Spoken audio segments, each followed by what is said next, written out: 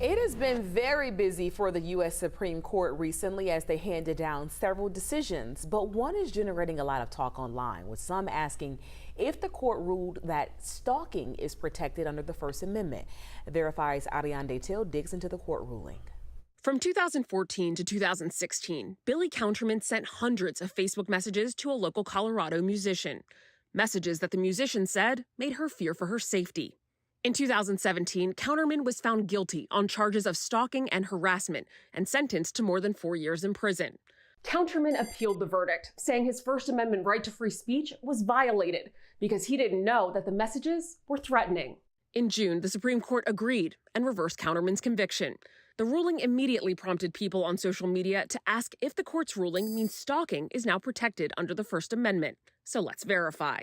Our sources are the Supreme Court ruling on Counterman v. Colorado, the Free Speech Center at Middle Tennessee State University, and Clay Calvert, Professor Emeritus of Law at the University of Florida. The First Amendment protects an individual's right to free speech, but it doesn't protect something called a true threat, and that is exactly what this Supreme Court case focuses on. According to the Free Speech Center, a true threat is a statement that is meant to frighten or intimidate someone into believing that they will be seriously harmed. Counterman argued that he didn't know what he was saying was threatening, so it shouldn't be considered a true threat. Instead, it should be considered protected speech. And the court agreed.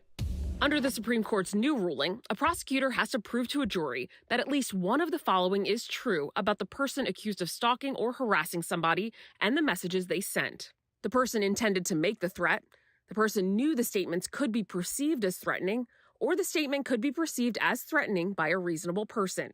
According to University of Florida law professor Clay Calvert, while this ruling doesn't stop prosecutions of stalking cases, it could cause a domino effect because any defendant in a case involving harmful or threatening speech could claim they didn't know their statements were threatening or being perceived as threatening. So we can verify, no, the Supreme Court did not rule stalking is protected under the First Amendment. With your Verify, I'm Ariane Till.